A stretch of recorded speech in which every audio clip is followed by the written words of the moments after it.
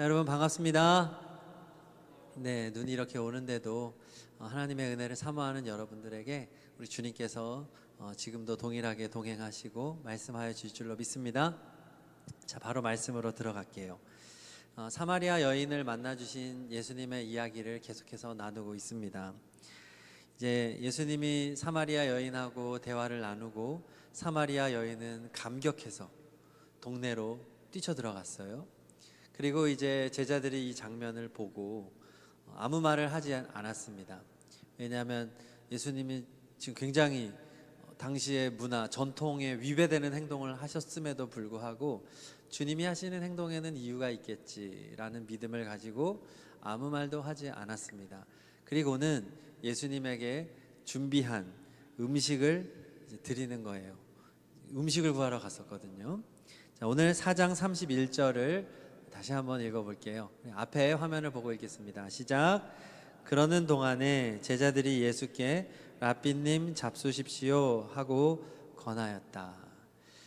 자, 예수님이 지금 아주 무더운 시간에 이렇게 또 우물가에서 잠시 쉬시고 또 시장하신 상태에서 제자들이 예수님을 위해서 친히 주님을 쉬게 하고 자신들은 음식을 구해서 주님께 이렇게 음식을 드립니다. 참 기특한 제자들이죠. 예수님을 쉬게 하고 자기들이 다녀왔으니까. 자, 그런데 예수님의 반응은 어떻습니까? 32절을 읽겠습니다. 32절 시작. 그러나 예수께서는 그들에게 말씀하시기를 나에게는 너희가 알지 못하는 먹을 양식이 있다 하셨다. 마치 혼자서 뭐를 먹은 것처럼 난 이제 배 안 불러, 배 안 고파 라고 말씀하시는 것 같죠? 주님 분명히 시장하셨을 텐데 지금 배부르다 말하는 겁니다. 예수님은 왜 배불렀나요? 바로 오늘 본문 앞에 있었던 사마리아 여인과의 대화를 통해서 주님이 배부르게 되었다는 겁니다. 주님이 이 세상에 오셔서 배부르다, 다른 말로 하면 만족스럽다라고 말한 적이 있었나요? 주님이 이렇게 말한 적이 사실상 거의 없어요. 주님이 참 욕심이 없으시거든요. 주님 어디서 태어나셨습니까? 베들레헴 마구간에서 태어났습니다. 처음부터. 예수님은 어느 동네에서 자라셨나요? 나사렛이라고 하는 아주 시골 동네에서 자랐습니다. 당시 인구가 300명도 안 됐다고 하는 얘기도 있어요. 매우 작은 도시, 동네, 시골에서 태어나 자랐어요. 그리고 예수님의 아버지 또 예수님의 직업이 무엇이었습니까? 당시에 가장 인정받지 못하는 직업의 하나였던 목수입니다. 자기가 나무를 다 해다가 그렇게 힘들게 일을 하지만 그 삭은 매우 적은, 요즘의 목수하고는 또 다르죠. 인건비도 굉장히 낮고 그렇게 힘든 시절을 보냈고, 예수님이 나이가 지금 30이 넘어서 30이 되어서 공생애를 시작한 것으로 보이는데 당시 유대인들은 10대 후반 또는 20대 초반이면 결혼을 했어요. 예수님은 동생들도 이렇게 있는데 적어도 5명의 동생이 있는데 예수님은 30이 될 때까지 결혼도 하지 않았어요. 여자 욕심이 없다는 거죠. 아마 연애도 안 했을 것으로 보입니다. 예수님은 돈을 추구하지도 않았어요. 제자들하고 공생의 시간을 보낼 때에도 예수님은 그냥 입고 있는 옷과 그게 전부였어요. 그때 그날 하나님의 은혜로 사셨죠. 높은 자리 욕심 없어요. 그런데 오늘 예수님은 욕심이 있는, 자기가 만족스러워하는 이것을 말하고 있는 거예요. 심지어 예수님이 외모도 성경에 보면은 예수님의 외모가 여러분 어떨 것 같습니까? 일반적으로 우리가 영화를 통해서 보는 예수님은 잘생긴 서양 남자로 나오고 금발이라든지 뭔가 매력적인 남성으로 나오고 웃음만 탁 지어도 인자함이 묻어나는 훈남으로 나오지만 이사야 53장 2절을 보면 아니라는 걸 알 수 있어요. 같이 한번 읽겠습니다. 시작. 그는 주님 앞에서 마치 연한 순과 같이 마른 땅에서 나온 싹과 같이 자라서 그에게는 고운 모양도 없고 훌륭한 풍채도 없으니 우리가 보기에 흠모할 만한 아름다운 모습이 없다. 성경은 분명하게 예수님의 외모가 별로라고 말합니다. 이 당시에 30세 중동 남자의 외모는 까무잡잡한 피부에 머리도 곱슬이 대부분이고, 그리고 예수님은 또 식욕이 없었던 것으로 보이기 때문에 아마 마른 체형이었을 것으로 보이고, 보니까 풍채도 없는, 정말 매력 없는 남성이었다는 거예요. 예수님은 욕심이 참 없으시지요. 그런데 오늘 말씀에서 예수님이 욕심을 내고 있는 것이 있다 말합니다. 34절 읽겠습니다. 시작. 예수께서 그들에게 말씀하셨다. 나의 양식은 나를 보내신 분의 뜻을 행하고 그분의 일을 이루는 것이다. 아멘. 자, 나를 보내신 분, 예수님을 보내신 분이 누군가요? 예수님의 아버지 하나님이시죠.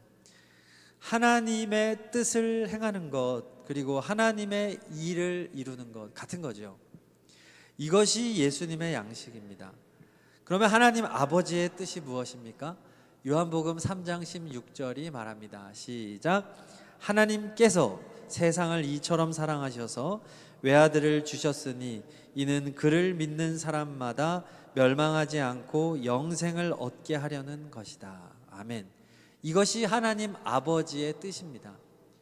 자신의 아들을 세상에 보내셔서 아들이신 예수 그리스도를 믿는 사람마다 멸망하지 않고, 다른 말로 하면 지옥 가지 않고 영생을 얻게 하려는 것이다. 천국 가게 하려는 것이다 라는 말씀입니다. 이것이 하나님의 뜻이요 하나님 아버지의 일이었던 거예요. 그리고 예수님의 양식이 바로 이 하나님의 뜻과 일을 이루는 것이라는 겁니다. 다른 말로 하면 예수님은 하나님 아버지를 만족시키는 것이 예수님의 양식이라는 거예요. 예수님이 십자가에 돌아가시기 직전에 마지막에 하신 말씀이 무엇인지 아십니까? 요한복음 19장 30절을 읽겠습니다. 시작. 예수께서 신포도주를 받으시고서 다 이루었다 하고 말씀하신 후에 머리를 떨어뜨리시고 숨을 거두셨다. 숨을 거두시기 직전에 마지막 말씀이 뭔가요? 다 이루었다. 무엇을 이루었나요? 하나님 아버지의 뜻, 하나님 아버지의 일을 다 완성했다는 말입니다. 예수님은 죽기 직전에도 내가 만족스럽다라고 하신 겁니다. 왜냐? 나는 하나님 아버지를 만족시키기 위해 이 세상에 왔고 십자가의 죽음으로 이것을 완성했기 때문에 나는 배부르다 하고 죽으신 거예요. 나는 만족하다. 내가 이 세상에서의 33년의 삶에 나는 만족한다라고 하는 겁니다. 예수님은 정말로 효자입니다. 하나님 아버지를 이렇게 사랑하시고 하나님 아버지의 뜻을 완성하신 유일한 분이시잖아요. 저는 우리 교회 이름이 정말 좋은 이름이라고 확신합니다. 우리 동네가 효자동이라서, 효자 3동이죠 저희가.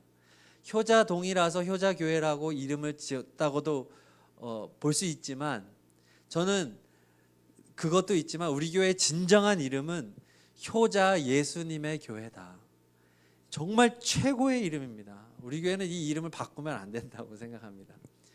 하나님 아버지를 너무나 사랑한 예수님, 아버지의 뜻과 아버지의 일이 무엇인지를 정확하게 알고 있었고, 하나님 아버지를 만족시키기 위하여 이 세상에 인간으로 오셔서 구원을 완성하신 그 예수님이시고, 바로 지금 사마리아 여인을 만나신 목적이 뭐예요?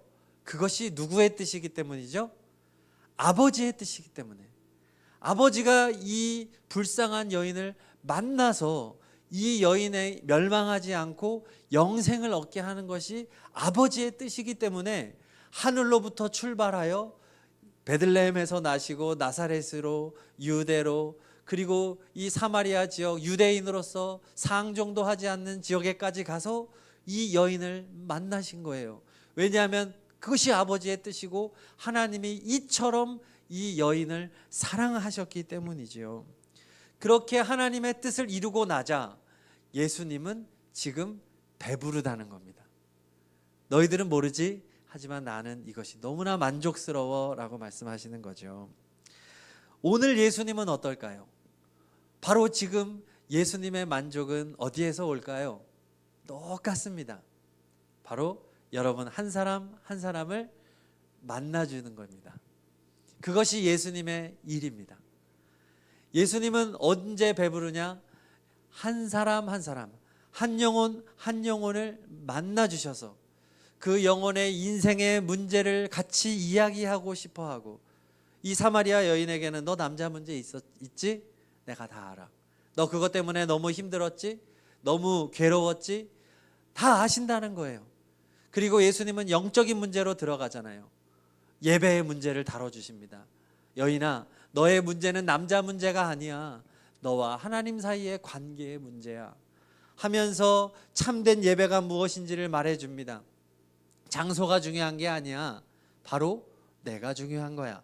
나를 통해서만 하나님께 갈 수 있거든. 내가 길이야, 내가 진리야, 내가 생명이야. 그토록 너희들이 기다렸던 메시아가 바로 나야 라는 진리의 말씀을 전해주면서 이 여인이 그리스도를 만난, 메시아를 만난 감격으로 동네에 뛰쳐간 그 일을 인하여 예수님은 지금 너무나 만족한 거예요. 오늘도 여러분들을 만나 주시기 원하시는 예수님이라는 거죠. 우리가 정말로 잘못 생각하는 것은 예수님은 나에게 관심이 없는 것 같아. 예수님은 나를 정말 사랑하시나? 근데 왜 이렇게 힘들지? 주님은 살아계시지 않은 것 같아. 살아계시다면 내 기도를 들어주셔야지, 내 고민을 응답해 주셔야지 라고 우리가 생각하는 경우가 많지만 그것은 속는 겁니다. 하나님은 여러분들을 지대하게 사랑하시고 지극한 관심을 가지고 계시고 여러분에 대하여 가장 잘 알고 계시다는 사실입니다. 하나님의 사랑을 우리가 얼마나 알고 있을까요? 그 사랑은 측량할 수가 없습니다. 셀 수가 없습니다. 바다보다 넓고 깊습니다. 하늘보다 크고 온 우주보다도 크신 하나님의 사랑입니다. 우리가 천국에 가면 어떻게 되느냐? 날마다 이 하나님의 사랑을 알고 깨닫고 깨닫는데도 영원토록 하나님의 사랑을 깨닫는 곳이 천국입니다. 사랑이 끝이 없이 영원히 더해지고 더해지는 것, 그곳이 천국이에요. 하나님은 우리가 헤아릴 수 없는 사랑이십니다. 그 누가 여러분들을 이렇게 사랑할 수 있단 말입니까? 그 누가 여러분을 사랑해서 자신의 아들을 내어줍니까? 나보다 더 소중한 것이 내 아들인데, 내 자녀, 내가 대신 죽으면 죽었지. 자녀를 얼마나 사랑하는데 하나밖에 없는 외아들을 여러분들을 위해서 세상에 내어주시는 하나님의 사랑, 그리고 예수님 역시 여러분을 사랑하셔서 기꺼이 아버지의 뜻대로 이 세상에 오셔서 여러분들을 위해 죽어주셨는데요. 얼마나 여러분이 사랑받고 있는 존재입니까? 성경은 계속 그것을 말하는 것입니다. 여러분, 혹시 외로우십니까? 사랑이 부족하십니까? 성경을 조금만 보세요. 하나님이 여러분들을 얼마나 사랑하시는지. 구구절절히 내가 너를 사랑한다는 말입니다. 하나님이 구약 성경에 보면 분노할 때가 많잖아요. 왜 분노할까요? 사랑을 몰라줘서요. 내가 너를 이렇게 사랑해 주는데 너는 어떻게 나를 자꾸 버리고, 왜 자꾸 나를 떠나느냐? 왜 자꾸 우상을 섬기느냐? 왜 자꾸 세상을 사랑하느냐? 내게로 돌아와라. 돌아오면 내가 너의 상처를 고쳐줄게. 내가 회복시켜줄게. 내가 너를 풍요롭게 해줄게. 이게 성경이에요. 내가 너를 사랑한다. 모든 사랑은 하나님으로부터 온 것입니다. 만약에 누군가가 여러분들을 사랑해주고 있다면 그 사랑의 출처는 하나님이세요. 만약에 여러분 이 누군가를 사랑한다면 그 사랑의 출처도 하나님이십니다. 자, 예수님이 이렇게 우리를 사랑해 주셨다는 것, 하나님의 뜻을 이루시기 위해서, 그것을 우리가 기억하고요. 이어서 오늘 말씀에서 예수님은요, 제자들에게 예수님이 원하는 것을 말을 합니다. 35절을 읽겠습니다. 35절 시작.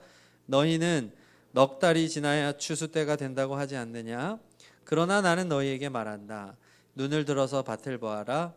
이미 곡식이 익어서 거둘 때가 되었다. 아멘. 지금 추수 때가 한 4개월 정도 남았어요. 그런데 예수님은 뭐라고 말하냐? 지금이 추수할 때라는 거예요. 이거는 눈에 보이는 추수의 때가 아니라 영적인 추수의 때를 말하는 겁니다. 영혼이 이제 구원받을 때가 되었다.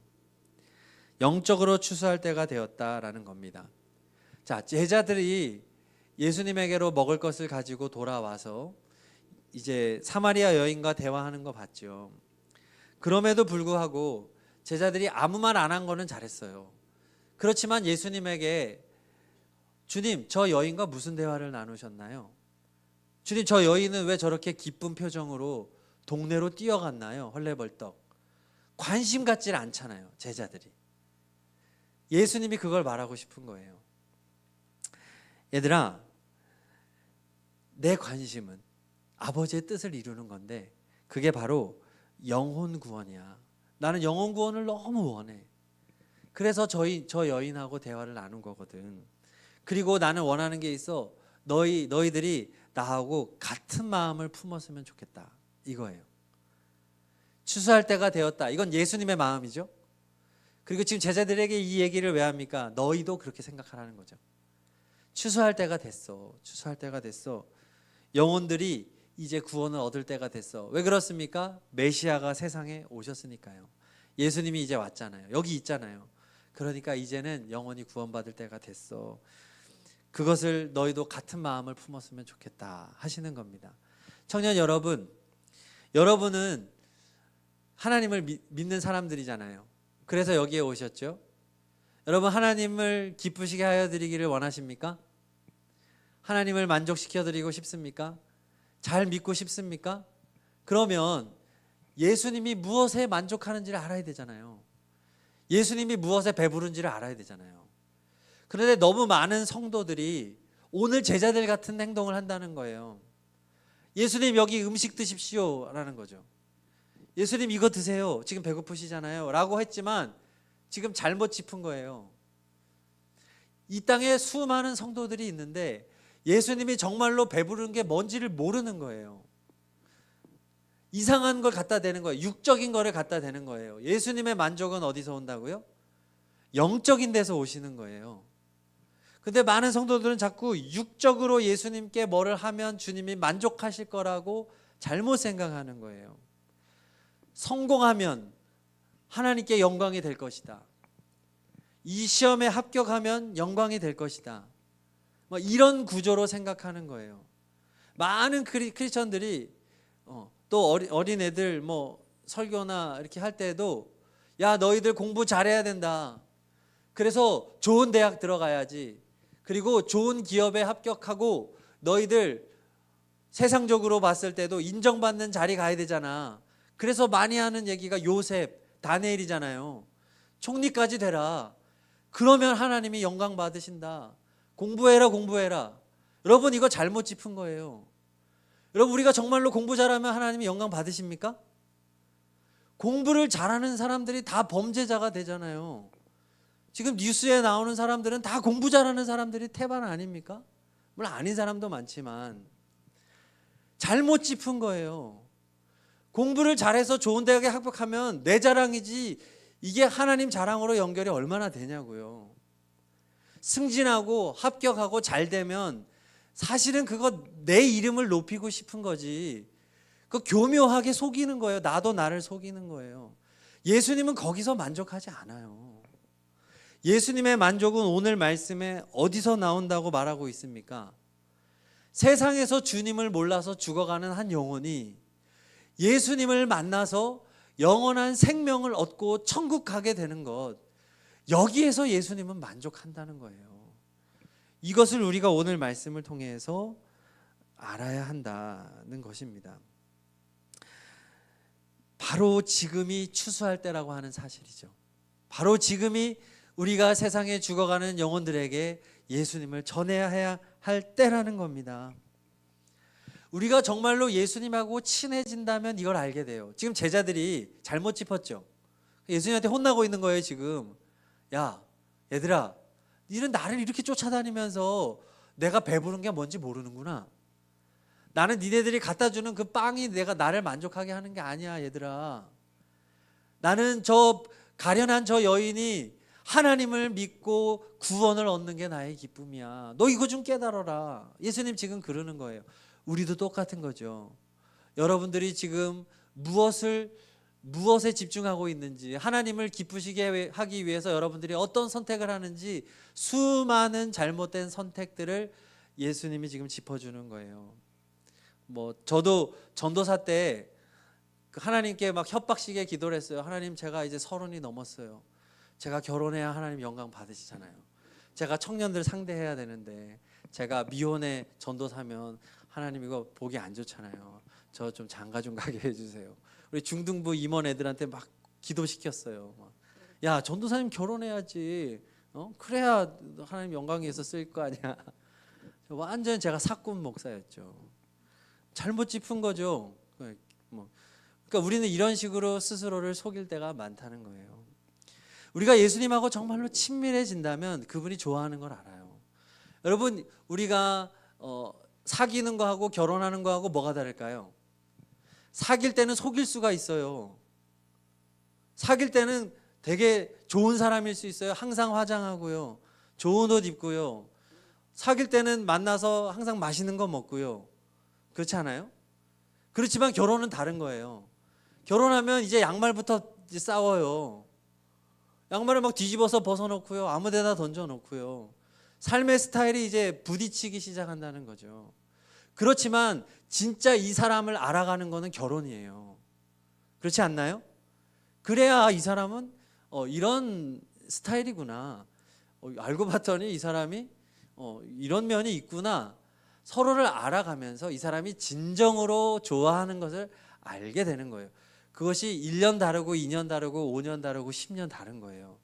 그게 친밀해지는 거예요. 많은 사람들이 처음에 그 뜨거운 감정이 사랑인 줄 알잖아요. 너무 보고 싶고 너무 설레고, 그거는 본질적 사랑이 아니에요. 그건 다 지나가요. 물론 외모가 오래 가긴 하지만 끝나지는 않죠. 외모 중요하긴 하지만 본질적인 것은 이 사람과의 삶이죠. 친밀함. 여러분이 정말 예수님과의 친밀한 경험이 있기를 바랍니다. 그분을 알아가셔야 돼요. 그분이 정말로 원하는 게 뭔지. 그분은 살아계시거든요. 여러분, 예수님을 자꾸 어떤 성경 속에 있는 분이라든지 다른 사람으로 대하지 말고 지금 정말로 살아계셔서 나와 소통하는 분으로 여러분들이 주님과의 대화를 하기를 바랍니다. 성경 좀 읽으세요. 여기 보면 예수님이 어떤 분인지 너무 잘 나와 있잖아요. 자, 그래서 우리가 정말 예수님을 사랑하고 예수님과 친밀해진다면 우리는 전도를 안 할 수가 없다는 거예요. 주님이 제일 좋아하는 건데, 그렇지 않나요? 내 여자친구가 떡볶이를 좋아해. 난 안 좋아해. 근데 얘가 정말 좋아해요. 그럼 어떻게 해야 돼요? 먹어야죠, 떡볶이를. 떡볶이 먹어야 돼요. 왜냐하면 내가 아니고 이 사람이 좋아하니까요. 항상 상대방에 맞추는 게 사랑 아니겠습니까? 예수님과 우리가 정말로 사랑하게 되면 그분이 원하는 걸 내가 하게 돼 있어요. 근데 이기적인 사랑은 뭐냐면 자꾸 내가 원하는 걸 먹자는 거예요. 자꾸 남자 음식만 먹으러 가자는 거예요. 국밥만 먹자는 거예요. 여자들은 그거 안 좋아해요. 여자들이 좋아하는 걸 먹어야지. 또 반대도 될 수 있죠. 여성들도 또 때로는 남자가 좋아하는 거 먹어주고, 그게 사랑 아니겠습니까? 예수님이 정말로 좋아하는 것이 무엇인지 오늘 말씀은 얘기해 주는 거죠. 자, 이어서 예수님은 제자들에게 또 말씀해 주세요. 36절 읽겠습니다. 시작. 추수하는 사람은 품삯을 받으며 영생에 이르는 열매를 거두어 드린다.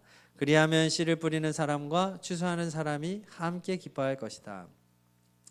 여기서 그 다른 번역본에 보면은 추수하는 사람은 이미 품삯을 받으며 라고 이미라는 단어가 다 들어가 있어요. 근데 그게 35절에 있는 것을 이제 이쪽으로 끌어서 해가지고 새 번역에는 빠져 있는데, 사실 여기에 이미라는 단어가 들어있는 게 좀 더 좋습니다. 우리가 이걸 받아들일 때. 왜냐하면 품삯을 이미 받았다고 예수님 말씀하는 게 굉장히 중요한 의미가 있기 때문에 그래요. 여러분 일할 때 여러분 선불로 받습니까? 후불로 받습니까? 알바하면요. 후불이죠. 그런데 선불로 돈을 준다는 것은 어떤 의미가 있을까요? 신뢰. 또 하나는요, 좋은 사람을 구할 때 선불을 줄 때가 있어요. 이 사람하고 꼭 일을 하고 싶어요. 그러려면 뭔가 혜택을 주는 거죠. 선불로 줄게. 주고 시작할게. 선불은 이 쓰는 품꾼에 대해서 파격적인 대우를 해주겠다는 거예요. 오늘 놀랍게도 하나님은 우리에게 선불을 주었다고 말하고 있는 겁니다. 너희들이 추수하기 위해서 열심히 전도하면 내가 후불로 지불해 줄게가 아니고 이미 품삯을 주었다라고 말합니다. 이 품삯이 뭘까요? 이미 준 것. 그게 뭘까요? 여기 나오잖아요. 영생에 이르는 열매. 구원이에요. 구원. 한마디로 말하면 이미 구원이라고 하는 품삯을 먼저 너희들에게 줬다. 그리고 너희들이 그것을 받았으니까 이제 일해라 라는 겁니다. 하나님은 어마어마한 품삯을 먼저 줬다는 거예요. 그게 바로 구원입니다. 여러분, 구원은 노력으로 살 수가 없어요. 구원은 우리가 열심히 일해서 받을 수가 없어요. 너무 크기 때문이에요. 우리가 나중에 천국에 가서 천국에서 영원토록 그곳에서 내 집도 있고 내가 그곳에서 먹고 내가 그곳에서 누리는 모든 가치를 어떻게 살 수 있습니까? 우리가 제한적인 일을 해서요. 우리가 길어봤자 100여 년 살 텐데 100여 년 동안 우리가 아무리 우리 인생을 갈아서 노력을 해도 영원에 해당하는 그 귀한 것을 어떻게 살 수 있냐는 거예요. 지금 이 시대에도 정말 고급 호텔에 그 스위트룸 같은 데는 하루에도 수천만 원 또 그 이상 가는 값어치가 있잖아요. 천국은 그 집보다도 훨씬 더 가치 있는 곳이잖아요. 천국에서 단 하루만 살아도 그것은 돈으로 환산이 안 되는 가치일 거예요. 그런데 그런 삶을 영원히 살 수 있는 것이 구원입니다. 예수님을 믿으면요. 이 어마어마한 품삯을 먼저 주었다는 거예요, 우리에게. 그래서 구원은 선물로밖에는 못 받는 겁니다. 너무나 값진 것이기 때문에 하나님이 우리에게 선불이자 선물로 줘야만 받을 수 있는 것이 구원입니다. 하나님이 여러분들을 그렇게 사랑하고 이렇게 파격적인 대우를 하며 여러분들에게 구원을 주고 이제 일을 맡기는 거예요. 이 일이 뭐예요? 전도죠. 예수님을 전하는 거예요. 이 여인, 사마리아 여인에게도 지금 구원이라고 하는 선물을 예수님이 줬잖아요. 줬으니까 이 여인이 주님의 부름받은 사명자가 돼서 동네로 뛰어 들어간 거예요. 파격적인 선물을 받았기 때문에 시키지 않아도 동네로 뛰어간 거예요. 구원은 전적으로 하나님의 은혜이기 때문에 그렇습니다. 오늘날 교회에서 전해지는 가장 잘못된 메시지가 뭐냐? 하나님 앞에 충성해라. 그러면 복 받을 것이다 라는 거예요. 너 신앙생활 잘해. 그러면 너 성공할 거야. 너 열심히 하나님을 섬겨. 그러면 복 받을 거야. 후불의 구조로 여러분들에게 메시지가 선포된다면 그건 가짜 복음이에요. 여러분, 신앙은 선불이에요. 하나님이 여러분들이 하는 거 보고 복 주는 이런 치사한 분이 아니에요, 여러분.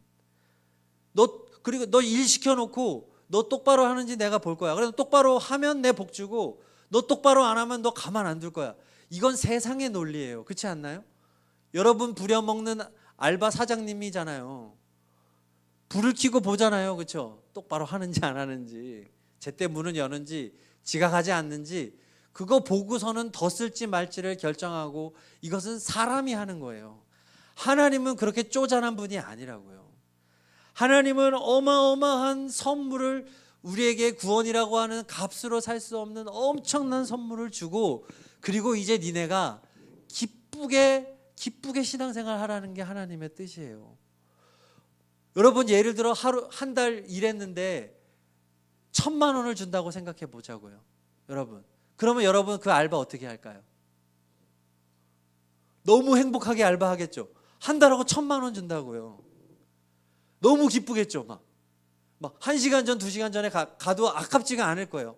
내가 한 달 동안 내가 노력해서 1,000만 원을 받는데 내가 여기에 내 인생을 걸지 뭐. 여러분 1,000만 원에도 우리는 이렇게 헌신할 수 있어요. 그런데 하나님은 구원을 줬단 말이에요. 그럼 우리가 신앙생활을 어떻게 하는 게 정상일까요? 너무 신난 거죠. 여러분 찬양을 대충 할 수 있을까요? 신앙생활을 대충 할 수 있을까요? 엄청난 선물을 받았는데 너무 감사해서 찬양하고 노래하고 내가 주님을 위해서 할 수 있는 일이 무엇일까요? 찾으면서 제가 찬양팀을 좀 하고 싶어요. 아니면 전 뒤에서 안내를 하고 싶어요. 저는 재능이 없어요. 저는 청소라도 할게요. 제가 뭐 할 수 있을까요? 저에게 좀 말씀해 주세요. 이렇게 되지 않을까요, 여러분? 신앙은 선불이라는 거예요. 예수님 잘 믿으면 성공하고, 예수님 잘 믿으면 건강해지고, 예수님 잘 믿으면 부자 되고, 예수님 잘 믿으면 결혼 잘하고, 이런 식의 구조를 갖지 말라는 말입니다. 이것은 구원을 매우 값싼 것으로 만들어 버리는 거예요. 구원은 너무 당연하게 생각하고 이 세상에서 받는 복을 위해서 살아가게 만드는 가짜 복음이에요. 여러분 절대로 그런 메시지에 아멘하지 마십시오. 하나님은요, 여러분의 성공, 여러분의 연애, 여러분의 결혼, 여러분의 취업, 여러분의 노후 너무나도 관심을 가지고 있고 하나님은 다 책임지실 거예요. 믿으십니까? 하나님은 그 정도 책임지는 분이 아니에요. 여러분의 죽음 이후에 영원한 삶을 책임진단 말이에요. 이 세상의 삶은 당연히 책임지는 거예요. 천국을 주신 분이, 아들을 주신 분이 그까지 취업 하나 해결 못할 것 같아요? 여러분 먹고 사는 문제, 결혼 문제, 건강 문제 그까지 거 해결 안 해줄 거냐 말이에요. 혹시라도 잘 안 풀리는 인생에 문제가 있습니까? 인생이 자꾸 안 풀리고 문제가 되고 병에 걸리고 하면 나중에 결국 어떻게 될까요? 어떻게 될까요? 죽겠죠 뭐. 죽으면 어떻게 될까요? 천국 가잖아요. 결혼을 못하고 죽었어요. 어떻게 될까요? 천국 가잖아요.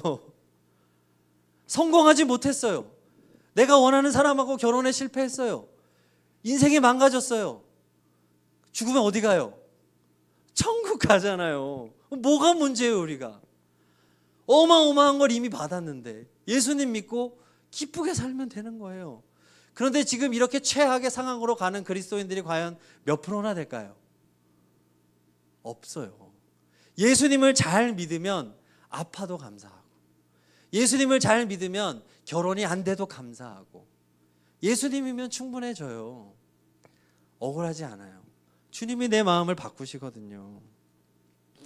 우리가 너무나도 잘못된 그런 구조를 가지고 신앙생활을, 인생을 살아가는 거예요. 자꾸 후불식으로. 그러면 이용을 하는 거예요. 여러분 이용당하는 거예요. 교회에서. 야, 너 충성해.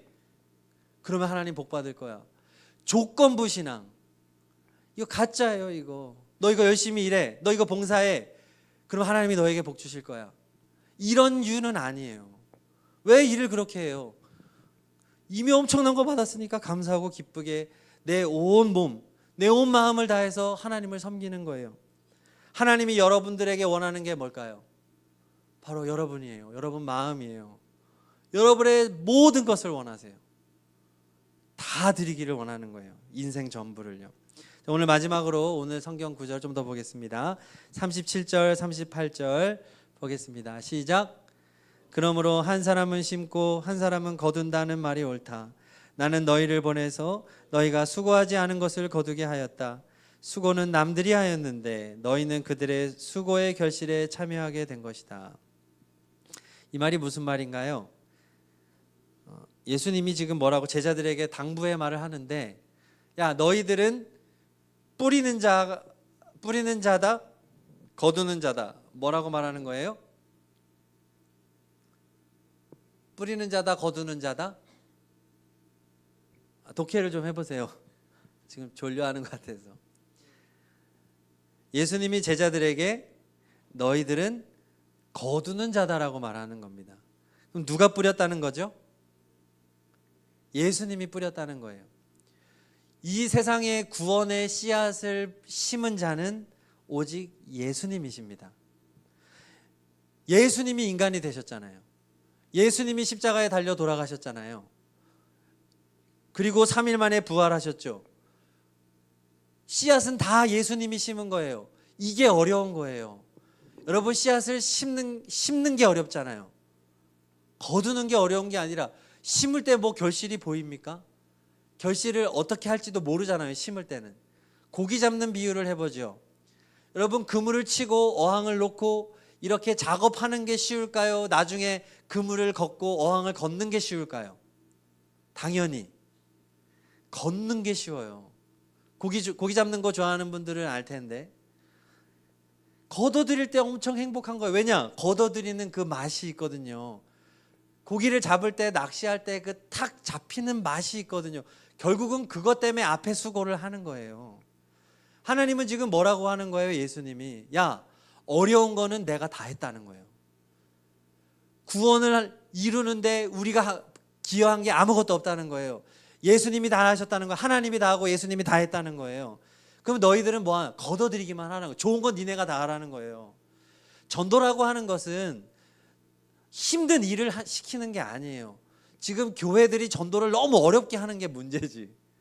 그렇잖아요. 전도를 힘들게 하게 만드는 게 문제지, 그게 아니에요. 전도는 너무 기쁜 일이라는 거예요. 수확하는 거니까. 여러분, 전도됐을 때 그 기쁨은 그 무엇과도 비교할 수 없는 거거든요. 영원히 예수님 믿고 천국 가는 것보다 거기에 내가 동참했다고 하는 건 너무 기쁜 일이에요. 그래서 씨앗은 다 예수님이 심었다. 너희들 거두기만 하면 된다. 오늘 본문 말씀에서 예수님이 전도할 때 어떤 사람을 사용했나요? 사마리아 여인을 사용했잖아요. 이 여인은 어떤 여자였죠? 똑똑했나요? 대단히 존경받는 사람이었나요? 성공한 사람이었나요? 하나님께 영광을 돌릴 만한 인물이었나요? 전혀 아니었어요. 가장 손가락질 당하고 가장 비천한 지역에서도 가장 소외된 여인이었어요. 심지어 이름도 없어요. 정말 보잘것없다는 얘기예요. 근데 누가 이 여인을 이 동네에 전도하는 사람으로 누가 세웠나요? 예수님이 세운 거예요. 누가 대단하다는 겁니까? 예수님이 대단하다는 거예요. 전도하는 사람은 하나도 대단하지 않다는 거예요. 예수님은 누구나 쓰신다는 거예요. 씨앗을 심는 게 어려운 것이지 거두는 것은 어려운 일이 아니다. 예수님만 만나면 된다. 예수님 만난 감격만 있으면 된다. 이러는 거예요. 그래서 우리가 이제 구원이라고 하는 엄청난 삭스를 받았잖아요. 그래서 우리가 기쁘게 전도하죠. 그리고 예수님 믿으라고 막 전도해서 나로 인해서 영혼들이 교회에 나오고 예수님 믿고 구원받게 됩니다. 그 다음에 그러고 나서 우리가, 야, 내가 이만큼 했다, 자랑할 수 있다는 거예요? 없다는 거예요? 없다는 거죠. 왜? 우리는 그냥 걷었을 뿐이니까. 씨앗을 심고 이 밭의 주인이신 분은 예수님이라는 거죠. 우리가 한 건 아무것도 없다는 거예요. 많은 성도들이 착각해요. 전도하고 나서 마치 자기가 뭔가 대단한 일을 했다고 생각하는 거예요. 전도는 반드시 해야 되는 일이거든요. 신앙 좋은 사람이 하는 거 아니에요. 또 아이는 전도 못한다, 이게 고정관념이잖아요. 저도 그걸로 30년을 버텼거든요. 3, 40년을 버텼어요. 나는 아이 목사다. 이 목사 아니고 나는 아이 목사이기 때문에 나는 전도는 내 체질이 아니고 난 전도 못한다. 이건 자기 핑계지. 정말 예수님 만난 감격이 있다면 아이와 상관없어요. 이 사마리아 여인은 극아이예요. 지금 아이 중에 아이예요. 완전 대대문자 아이예요. 절대 집을 나오지 않고 12시에 물만 기르러 나온 여자예요. 근데 주님이 쓰잖아요.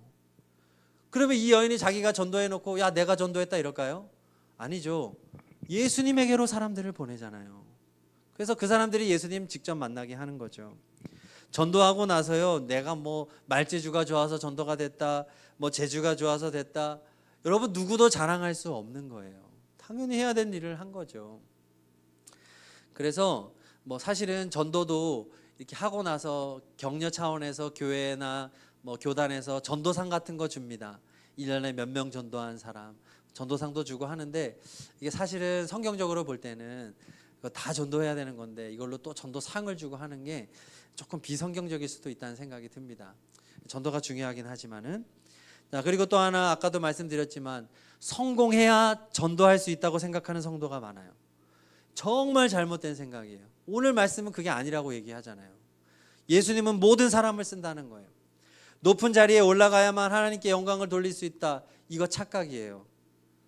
이런 태도는요, 교묘한 거예요. 나를 높이려는 거예요. 하나님께 영광 돌릴 마음이 없는 거예요. 나를 높이려는 교만한 의도로 출발하는 거예요. 청년 여러분 지금 청년이잖아요. 청년의 때 우리가 늘 하는 게 뭐죠? 지금은 미래를 준비하는 때라는 말이죠. 그러면서 아무것도 안 해. 미래를 준비해야 되니까. 나 미래 준비해야 되니까 일 시키지 말라고 그러고, 나 미래 준비해야 되니까 전도 못 한다고 그러고. 그리고 이거 정말 잘못된 생각이에요. 여러분 언제 삶을 마감하게 될까요? 아무도 몰라요. 나이 순서대로 안 가요. 이제부터는 크게는 나이 순서로 가지만 그건 통계지. 모르는 거예요. 한 사람 한 사람이 언제 주님의 부름을 받을지 몰라요. 여기서 당연히 제가 제일 먼저 가야 되지만 아닐 수 있어요. 여러분 우리는 항상 오늘밖에 못 살아요. 내일은 오지 않아요. 내일은 또 다른 오늘이에요. 하나님은 여러분들에게 오늘만 주셨어요. 오늘 주어진 시간 속에서 여러분 어떤 마음으로 살아가라고요? 오늘 예수님 말씀하셨잖아요. 바로 지금이 뭐 할 때라고요? 추수할 때라고요. 지금이 전도할 때란 얘기예요. 여러분 주변에 예수님을 안 믿는 사람들이 있을 거 아니에요. 그 사람은 영원히 멸망할 길을 향해서 지금 달려가는 거예요.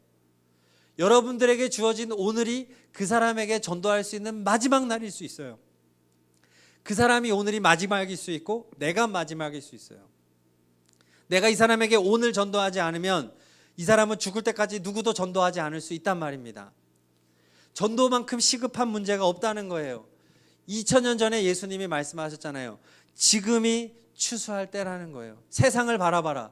희어져서 이제는 거둘 때가 되었다. 다 익었다는 말이죠. 청년 여러분, 지금 미래를 준비한답시고 처박혀서 그냥 공부만 한다든지 뭔가 폐쇄적인 삶을 살아가고 있다면 그건 주님의 뜻이 아니에요. 공부할 땐 공부해야 되겠지만 하루 24시간 공부하는 거 아니잖아요. 그렇지 않나요? 하다못해 식당에는 갈 거 아니에요. 편의점엔 갈 거 아니에요. 그럼 전도지 하나 가지고 편의점 알바생한테 전도지 하나 줄 수 있잖아요. 집에 가면 가족 중에 안 믿는 사람이 있을 수 있잖아요. 친구들 중에 여러분이 만나는 사람 중에 신앙생활을 멈춘 사람도 있을 것이고, 조금만 돌아보면 우리는 언제든지 전도할 수 있습니다. 그 사람에게 예수님을 전해야죠. 예수님 잘 믿고 우리 함께 천국 갑시다. 이것보다 더 귀한 게 없어요. 예수님 살아계시고 예수님 지금 나를 만나주길 원하고 예수님은 우리의 인생의 문제를 해결해 주시길 원하시는 좋은 분이십니다. 그것이 예수님을 배부르게 하는 일입니다. 여러분 신앙생활 잘하고 싶잖아요. 정말 보람있게 하고 싶죠. 열심히 신앙생활하고 나중에 예수님 앞에 섰는데 예수님이 너 잘못했어 라고 말하면 어떨까요? 너무 억울하지 않겠습니까? 주님 저 예배 안 빠졌는데요. 저 11조 헌금했는데요. 저 교회에서 찬양팀이었는데요. 저 정말 열심히 주님 섬겼는데요. 그 주님이 야 너 잘못 짚었다. 너는 육의 양식이나 나한테 열심히 갖다 줬는데 난 그거 한 번도 원한 적이 없어. 너가 정말로 세상에서 죽어가는 너의 주변에 예수님 나를 믿지 않는 자들에게 너가 전도를 한번 해봤니? 너희 부모님 중에 예수님을 안 믿는 부모를 위해서 눈물 흘려가며 기도한 적이 있었니? 어떻게든 그 손을 붙잡고 예수님을 좀 믿자고 울면서 호소한 적이 있었니? 주님은 물어보실 거란 말이죠. 전도가 되고 안 되고는 그 다음의 문제인 거죠. 그 영혼을 정말로 불쌍히 여겨서 여러분의 친구들에게 좋은 말만 하려고 그러면 전도 못해요. 그렇잖아요. 좋은 말만 하려고 그러면 그냥 다 들어주고 그래 하나님 없다고 생각할 수 있지 할 수 있어요. 하지만 예수님은 그걸 원하지 않아요. 예수님은 우리에게 있는 확신을 원하는 거예요. 예수님은 살아계셔. 예수님은 우리의 문제를 해결해 주셔. 예수님은 너의 인생에 영원한 생명을 주실 분이야. 나는 그분을 만났고 너도 그분을 만나야 돼. 예수님밖에 없어. 예수님밖에 없어. 주님은 그걸 원하는 거예요. 결과는 주님께 맡기세요. 이 사람이 교회에 나오고 안 나오고까지 내가 할 수는 없어요. 하지만 내가 그 사람을 위해서 기도할 수 있잖아. 한 번이라도 말할 수 있잖아요. 그게 그 사람을 사랑하는 거지. 그렇지 않아요? 친구들하고 사이가 좋으면 못해. 뭐예요? 전도 한 번을 못하는데 그거 사랑하는 거 아니에요. 그 친구 지옥 갈 텐데 뭐. 지금 잘 살고 지금 돈 많이 벌고 연봉이 막 수천이 되면 뭐예요? 5천 넘으면 뭐예요? 지옥 갈 텐데. 그렇잖아요. 예수님만 믿으면 되잖아요. 그래서 우리는 예수님은 오늘 말씀을 통해서 제자들에게 말씀하시고 우리에게 동일하게 말씀하고 있는 겁니다. 너의 마음이 어디에 있니? 내가 진짜로 원하는 건 이거야. 나를 믿고 영원한 생명을 얻는 거야. 우리가 이것이 창조된 목적이라고 하는 것입니다. 예수님이 여러분을 지으신 목적대로 사시기를 간절히 축복합니다. 오늘 각자에게 주시는 주님의 음성이 있을 거라고 저는 생각합니다. 자, 우리 찬양하고 우리 기도하도록 하겠습니다. 우리 주님의 양식은 영혼을 구원하는 것. 그리고 주님은 이걸 다 완성하셨습니다. 우리 다 함께 오늘 말씀을 생각하면서 우리를 구원해 주신 예수님을 바라보며 찬양합시다. 하나님 어린 양 독생자 예수.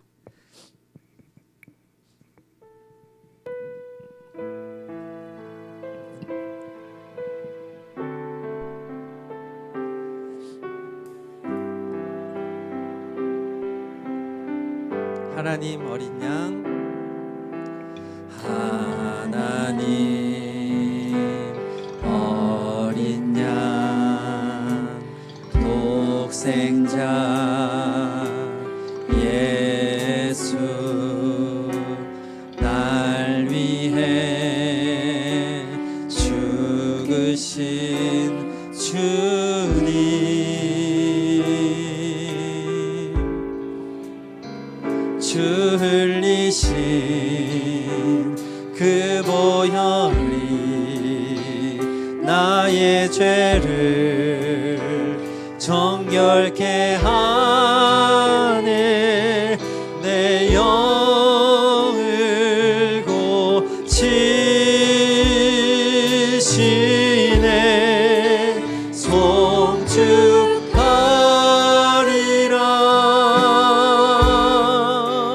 화목케 하신 주 나의 모든 죄 깨끗게 하셨네.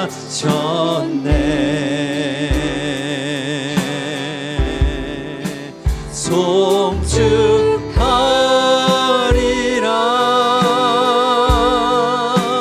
귀하신 어린 양 모두 절하고 모두 외치리라. 처음부터 하겠습니다. 하나님 어린 양 독생자 예수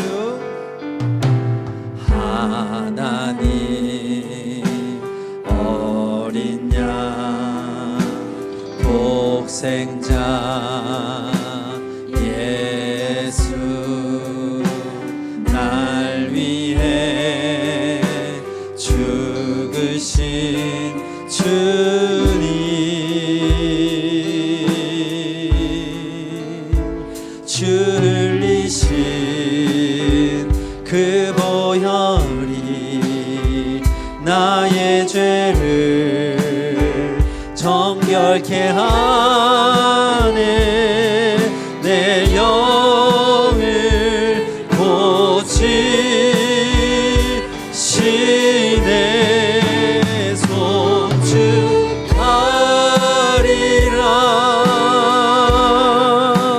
화목케 하신 주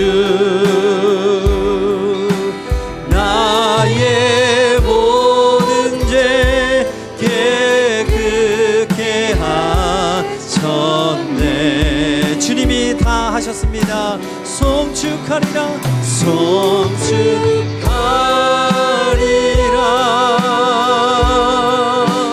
귀하신 어린 양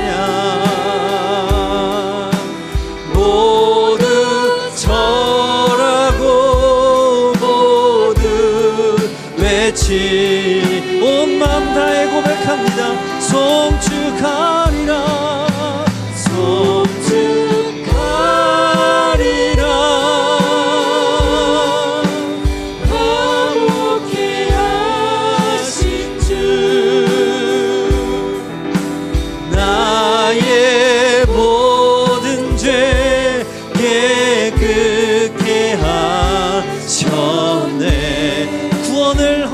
좋습니다. 송축하리라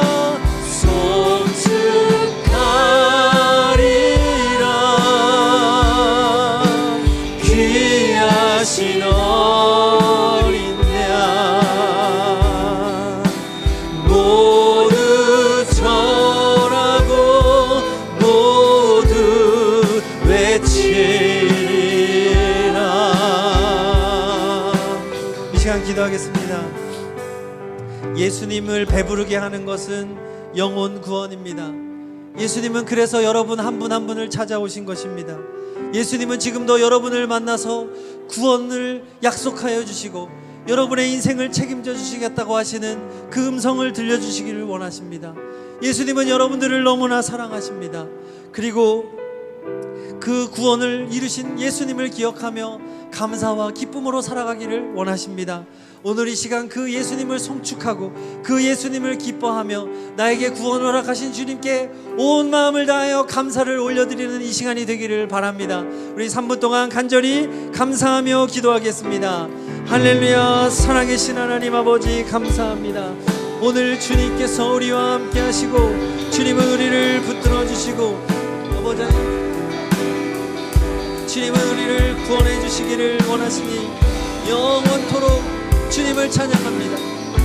이미 예수님께서 구원을 이루셨습니다. 구원을 완성하셨습니다. 다 이루었다 말씀하십니다. 예수님 우리의 청년들이 이제 구원받은 사람으로서 주님의 놀라운 선물을 받은 사람으로서 이제는 선물을 받았으니 이제는 감사로 기쁨으로 주님의 나라와 영광을 위하여 영혼 구원을 위하여 쓰임받는 우리 모든 청년들이 되게 하여 주십시오. 세상으로 뛰쳐나가 예수님을 증거하며 예수님을 전하며 예수 믿고 천국 갑시다. 예수 믿고 진정한 구원을 누립시다. 선포할 수 있는 우리가 되게 하여 주시옵소서. 집에 돌아가서 우리의 부모님에게 우리의 형제들에게 우리의 친구들에게 우리의 직장 동료에게 예수 그리스도를 증거할 수 있는 거룩한 청년들이 되게 하여 주십시오. 주님을 전하다가 고난도 받게 하시고 주님을 전하다가 핍박도 받게 하시고 주님을 사랑하여 살아가다가 억울한 인생도 살아가는 살아있는 청년들이 되게 하여 주시옵소서. 하나님은 오늘도 우리와 함께 하셔서 우리를 구원하여 주시고 오늘도 우리를 새롭게 하여 주시고 오늘도 자유케 하여 주시고 영원토록 예수님 안에 거하게 하여 주시니 오 하나님 우리가 온 마음을 다하여 주님을 경배합니다. 주님을 찬양합니다. 할렐루야. 화목해 하신 주 나의 모든 죄 깨끗게 하셨네. 할렐루야.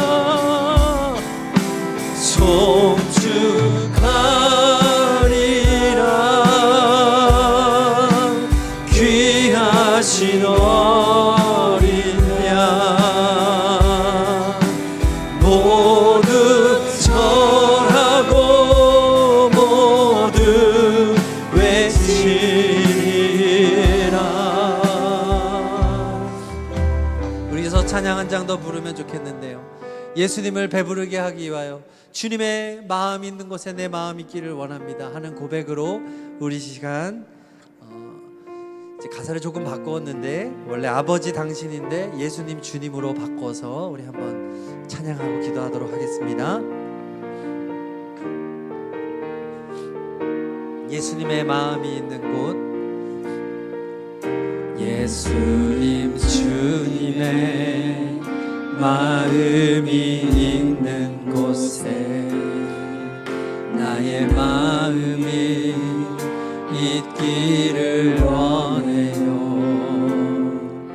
예수님 주님의 눈물이 고인 곳에 나의 눈물이 고이길 원해요. 예수님 주님이 바라보는 영혼에게 나의 두 눈이 향하길 원해요. 예수님 주님이 울고 있는 어두운 땅에 나의 두 발이 향하길 원해요. 나의 마음이 예수님의 마음 알아. 내 모든 뜻 예수님의 뜻이 될 수 있기를 나의 온 몸이 예수님의 마음 알아. 내 모든 삶 주님의 삶 나의 마음이 예수님의 마음 알아. 나의 마음이 예수님의 마음 알아. 내 모든 뜻 예수님의 뜻이 될 수 있기를 나의 온 몸이 예수님의 마음 알아. 내 모든 삶 주님의 삶 되기를. 이 시간 마지막으로 기도할 때 여러분 주변에 예수님을 알지 못하여 지금도 사망을 향하여 멸망을 향하여 달려가는 이들이 있을 것입니다.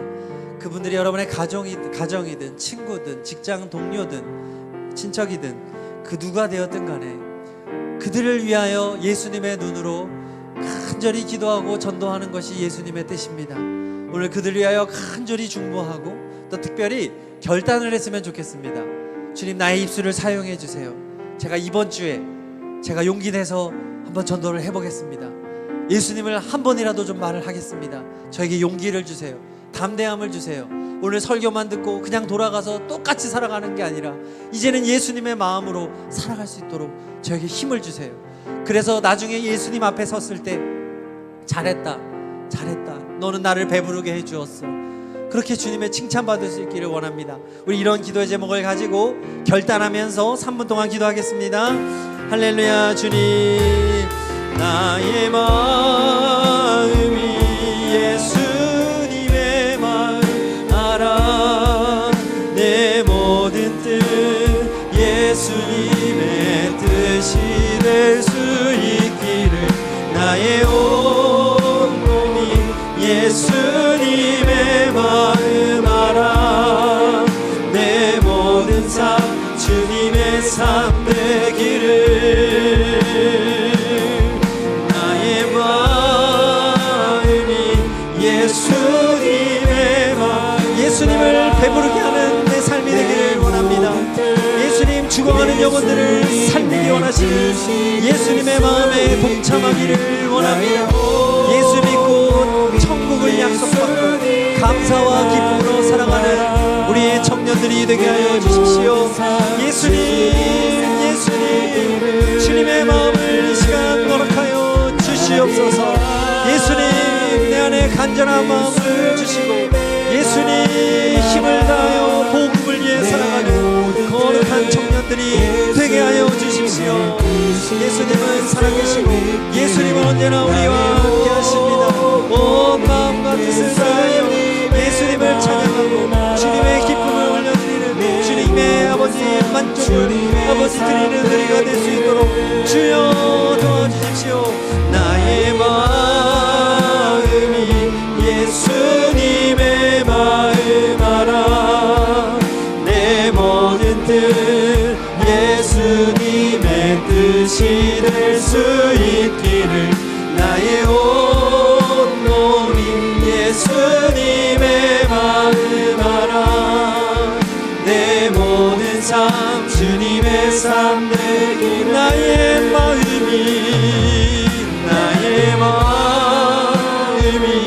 예수님의 마음 알아.